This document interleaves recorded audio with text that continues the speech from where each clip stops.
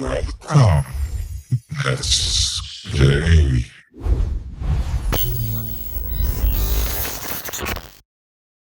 Hi everyone, this is my review of the TCL 27R73Q gaming monitor. And just a short disclaimer, again, I'm a gamer. I'm not professional when it comes to reviewing monitors, but again, I'm sharing this from a gamer's perspective. Although I read some of the opinions from those who actually have this monitor, but everything I say here is based solely on my experience.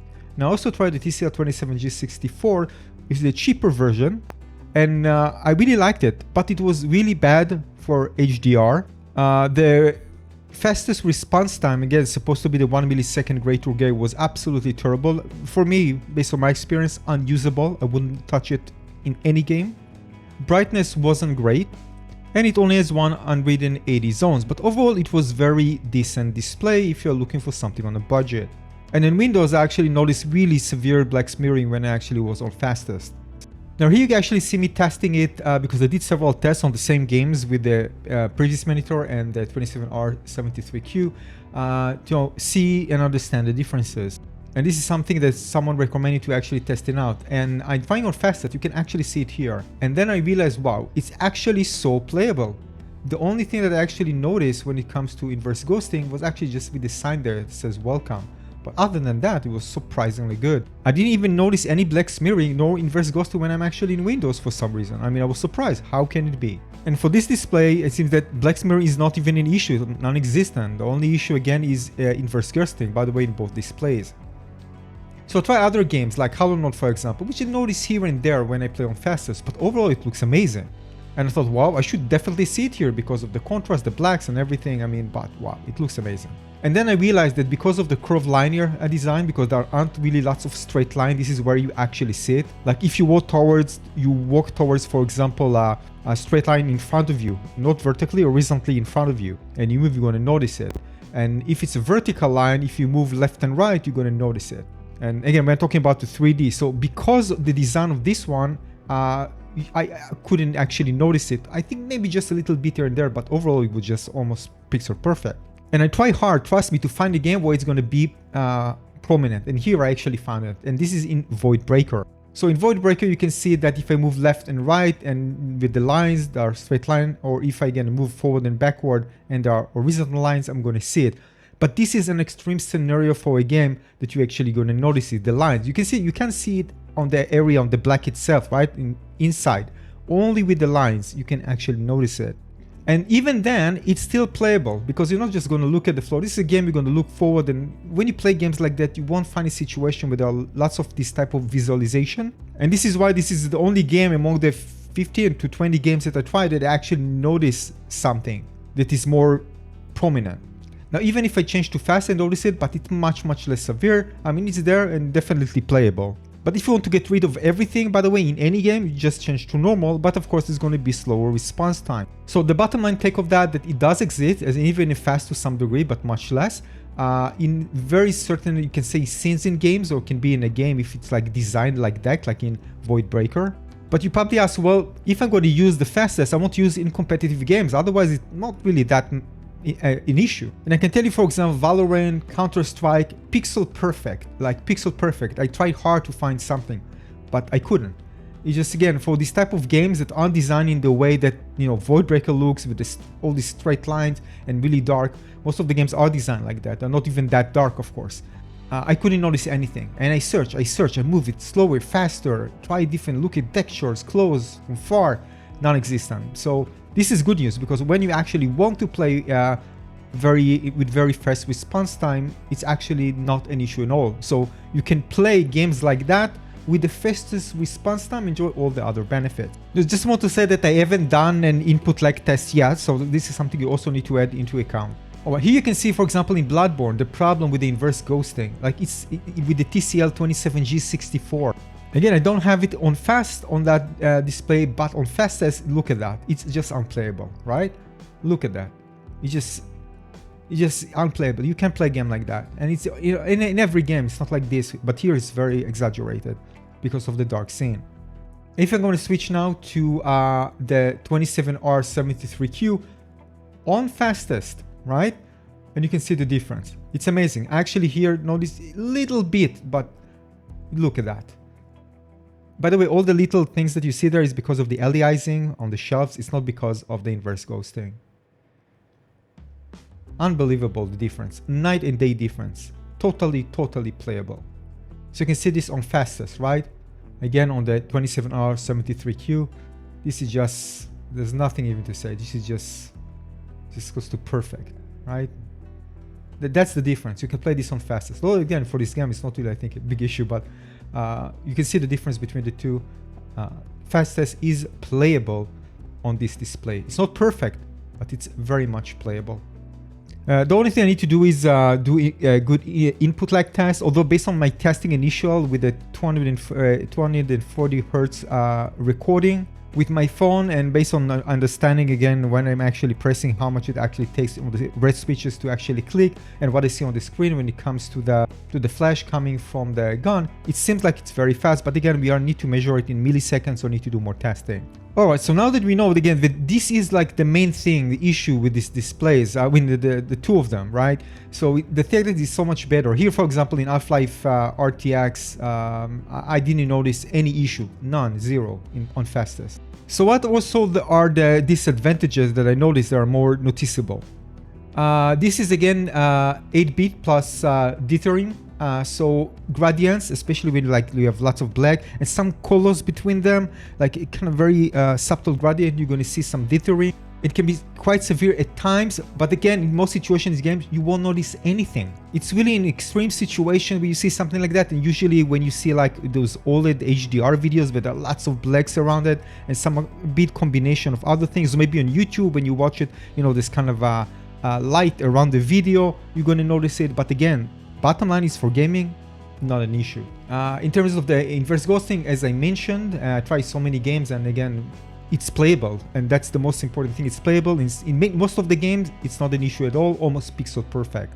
But there are games that you might think, all right, I'm going to reduce it to fast or normal. Depends again on the game, but I think for most games, it won't be an issue. The stand is very large, by the way. I don't find it problematic, to be honest, but some I'm pretty sure will do, because it does take space. It's not flat, so it can be an issue for some. And again, even though it has relatively a large amount of zones, it's still going to find blooming. They are very well controlled, by the way, very subtle.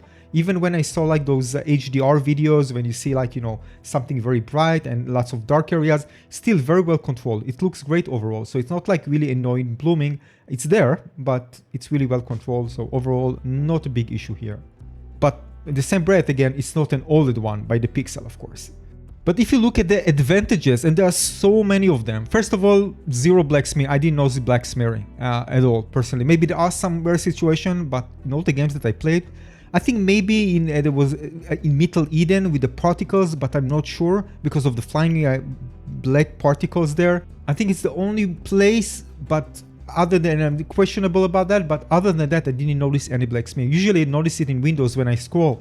It's very prominent. It was very prominent with the other display, the TCL, the 27G64. But here, like, I think like 99% perfection. The other thing that I covered thoroughly, again, the playable 1 millisecond response times within competitive games that I tried, didn't notice any issue whatsoever. Incredible HDR performance. I mean, it's absolutely exceptional. Very well controlled blooming, thanks to the full array local dimming. Near OLED black levels, with some key situations, just total black. Right, when you get closer to the, of course, the zones, and it's very bright, you're going to see the blooming. But if it's not really too bright, it's kind of a midway, it's still going to look very, very deep, really. And when it's deep, by the way, when you bit further away from the lit area or the very lit area, you're going to find it just pitch black. 1152 local dimming zones, high peak brightness. Listen, how I knew that this brightness is something different. Because when I watch HDR videos and when the brightness peaked, I need to squint my eyes. I just couldn't because it was so strong. It was amazing. This actually made everything in HDR look so lifelike, so realistic. Because, I mean, the difference between how much brightness adds to the realism, it's wow. It's such an important thing to have, especially in HDR. Even in SDR is going to be brighter, but again, it really peaks in HDR. Again, you're going to know it. It's just so bright. Just in comparison, the TCL 27G64 has 600 maximum nits maximum brightness in HDR. This one is 600 maximum nits, and VISA display HDR 1400 certified. Now, because of that, also the colors look much, they pop more, because the difference between the darker and the brighter. So you're gonna get wider contrast, and also again gonna makes the colors pop much more. Especially again the areas where it's bright, you really see the colors shining. It's amazing. Now, even the previous display, the 27G64, had like perfect uniformity. So I'm quite surprised getting one after the other with no uniformity issues. That's great. Now, this display is also NVIDIA G-Sync compatible and also has FreeSync Premium. Now, the FreeSync Premium brings what calls LFC, low frame rate compensation, and this is the most significant advantage of FreeSync Premium, that this feature ensures smooth gameplay even when your frame rate drops below the monitor's minimum refresh rate. So for example, if you have like below let's say 48 Hertz and your monitor is 48, let's say 144 range, the LFC will intelligently double or triple frames to keep the refresh rate within the supported range, preventing stuttering and ensuring a consistent experience. Now, I did actually have it tested on that, and again, it works. You have different options there. Of course, you can just go to NVIDIA control panel, set it up. It will maybe show you. It shows to me the selected display is not validated as G-Sync compatible. Maybe because it's not listed in their website yet, in their database, which I checked, by the way, it isn't. So maybe that's the reason, but overall, again, it works. And I tested heavily. It's also factory calibrated. You actually get a paper that shows the calibration for your specific monitor with the serial number. Uses QLED technology for wider color gamut. 240 Hertz refresh rate as well. This is higher than the other TCL that had 180 Hertz. This is 230. And the difference between those 60 Hertz, especially again if you can run the game at that frame rate, you can definitely feel it. It's so much smoother. And alongside the fastest response time, again, when I play Counter-Strike, it was so static, it was incredible. So if you're coming from lesser refresh rates and maybe even lesser response time, you're gonna feel it straight away. It has also, again, 2 HDMI 2.1 and 1 DisplayPort 1.4.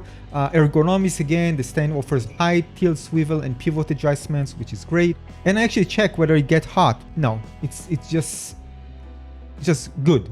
I mean, a little bit, but nothing that, that people complain about in some other monitors where it gets very hot. It's not the case here. So again, no VIA display will be perfect, again, because by its nature, it will have issues. Unless there's some technology that will solve that one way or another. But right now, as of time making this video, again, this is probably among the best VIA display that I've seen. Again, based also on reviews that I read on issues with other displays, and some of them were with my own experience. So I was surprised that, again, it's always about, what you give in return to get something else, and what actually of the features is important for you.